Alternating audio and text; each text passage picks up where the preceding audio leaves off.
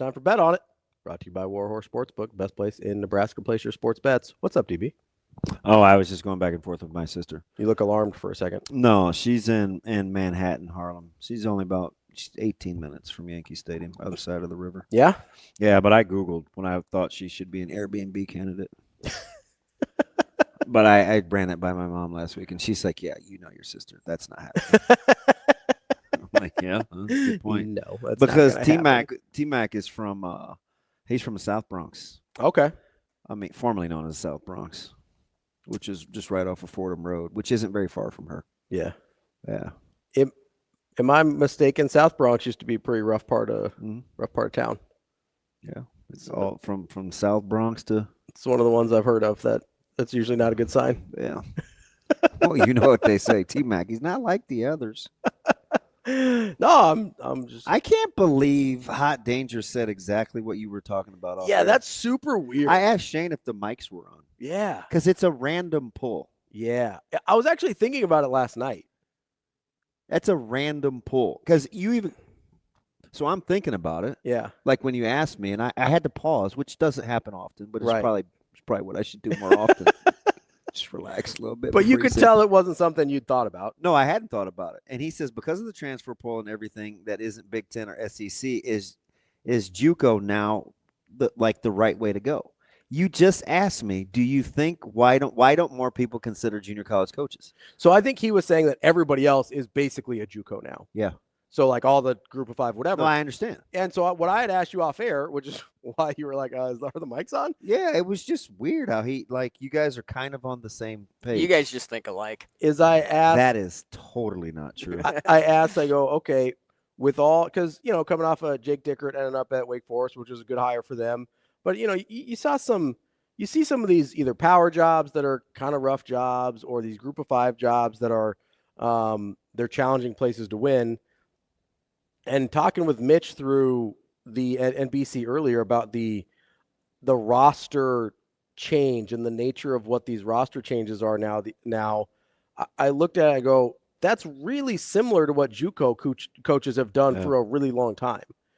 And so they've got a really interesting skill set that all of a sudden feels way more applicable to Division I high-level football than it ever has in the past. Because I know we're talking a lot about, okay, well, maybe these NFL guys are coming down and doing this. And I think we will see some of that because that's a sexier hire than it is to hire a JUCO coach. But there's places where I think a JUCO coach might make the most sense. Like I gave the example off air. If Matt Campbell decided to leave Iowa State, if he finally thinks the grass is greener somewhere else and leaves that job, Iowa State's a really challenging football job. Yeah, always has been. Mm-hmm. They're in the Big 12, so out of power conference schools, they're at a little bit of a disadvantage because they're not Big 10 or SEC. And within the Big 10 or within the Big 12, they're still sort of at a resources deficit from a lot of schools for whether it's NIL money, whether it's facilities, whatever it is, right? Iowa State probably is never going to be in the top half of the best of the best. That's just not really how they operate as a program.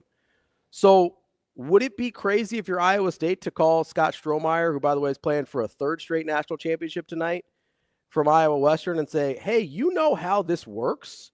You're used to and you gave some great examples, right? Because I was just thinking of roster construction. You basically have to remake the roster every year in JUCO, right? You have some guys that are going to hold over, but you're starting from scratch almost every year. But then you brought up, and you got to be able to get guys ready in a hurry. Yeah. You got to be able to. And the hardest skill that junior college coaches manage, it's kind of why I used to admire the Boys Town job.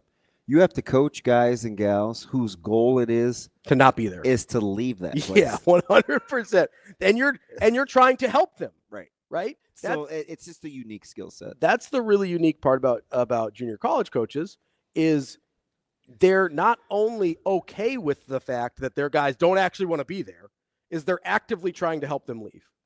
And I wonder at a place, whether it's a harder power conference job or a group of five job or whatever you're looking at, that might be the easier way to go rather than trying to scratch and claw and do your best to try and hold on to these guys. Just accept that they're going to leave. Find the guys that are either overlooked or had some late academic progress to get eligible or just late whatever, bloomers. or late bloomers, and say, hey, you can come here. We'll help you get to where you want to go. Mm-hmm. Because how is that really that much different than in theory, not at all. Well, it's certainly not any different in theory than JUCO, but really it's not even that much different than what Bill Belichick is saying as being an NFL factory. No, I just said, and that's why the Belichick thing didn't surprise me. Because everybody's low-key trying to do it. He just put it in writing. Yeah. He just said it out loud. Again, he just said it out loud. For as inept as we thought Riley and that regime was, that's what he wanted to do. That's what his pro background and the resources at Nebraska, that's where his mind went. Separate departments. Both thought about it.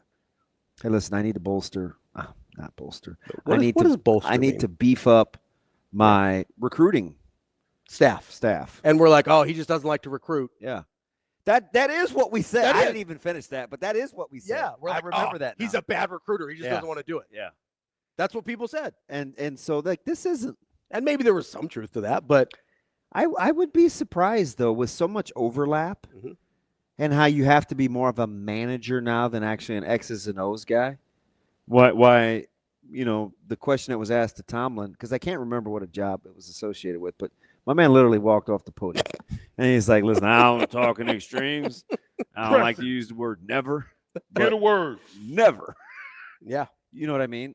Was it the I don't know. That wasn't the Chargers. Michigan. It was somebody.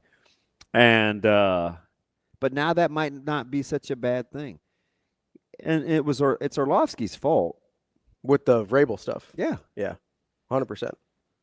Why would Vrabel pick to go back to the Ohio State, except for it's a lot of what his skill set?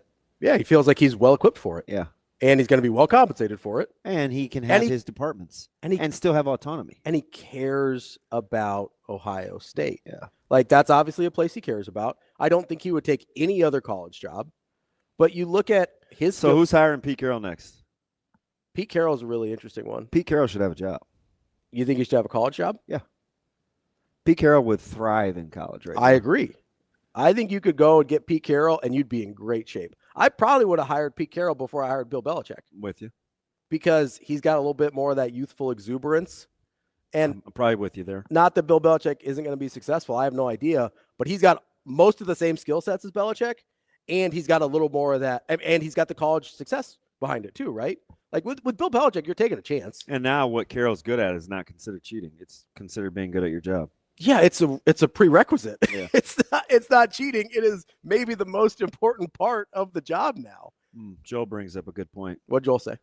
Bill Snyder ran K-State like a JUCO. Yeah. He sure did. Because he was just taking guys from JUCO. And getting them to buy in for he sure did. K-State was like, okay, so the KJCC was first half of K-State, and then Kansas State was second half of K-State. Bill, he told a fantastic story. He came to speak at the coaches clinic in Omaha, and he talked about how, because this was his vision, how he had to go almost door to door on campus to talk to the different educational departments on what the desired outcome was to get them to buy into his philosophy. Yeah. Well, it's just incredible. Yeah. He's very rigid, but I mean, you can see where that worked. 100%. And it's one of the only things that we saw Ron Prince try and do it a different way, and Bill Snyder had to come out of the woodwork and come out of retirement and fix it again. Now, one of the few cases where a guy comes back and it works, at least in the short term. Yeah, I mean, it worked temporarily with Mac Brown. We'll see what happens. It actually did. I'm with you there. Like early it worked. I'm with you. I would say it's working with Rutgers. That's a hard job, but Shiano's getting things kind of going on the right track again. We'll see what happens with obviously Rich Rod and Scott Frost going back, trying to figure out if he can go back home again. Terrible hire though as a DC though. Oh, yeah, with Alex Grinch? Yeah. Yeah, I don't know what he's doing out there. I hope it doesn't come back to bite him. That's a tough look. Alex Grinch has a lot on his resume that tells you not to hire that guy as a DC. You see his matrix scores? 521st? Yeah. Yeah. Our friends Matrix Analytical have him ranked as the 521st best defensive and like coordinator. a 52 overall. They don't recommend anybody below a 60 for a job. Yeah, that's tough. That is tough out there. We need to get to our bet on it. Real quick here, we've got Cal and UNLV tonight in the bowl game. UNLV. UNLV's -3. Western Kentucky, James Madison, JMU -7.5. Not sure, but I got 2 for you. What do we got? Take Creighton and Virginia. Creighton and Virginia tonight. Meet Virginia. The Isaac Trout special. Let's bet on it. Brought to you by Warhorse Sportsbook.